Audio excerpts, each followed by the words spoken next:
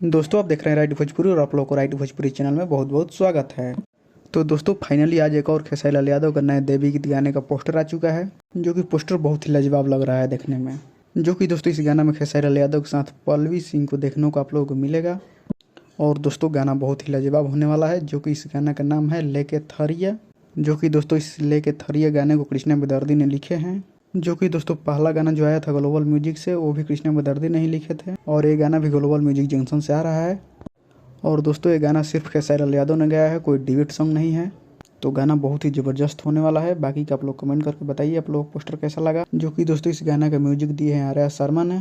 और ये गाना कल सुबह 11 बजे ग्लोबल म्यूजिक जंक्शन पर आएगा। हो सकता है शाम को टीजर रिलीज हो जाए इस गाना का, तो आप लोग तैयार रहिएगा। शाम को इस गाना का टीजर आ रहा है ग्लोबल म्यूजिक जंक्शन पर। कल सुबह 11 बजे फुल वीडियो सॉन्ग रिलीज होगा।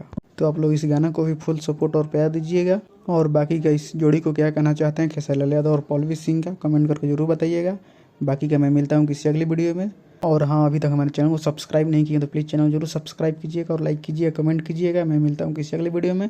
तब तक जय हिंद, जय भोजपुरी।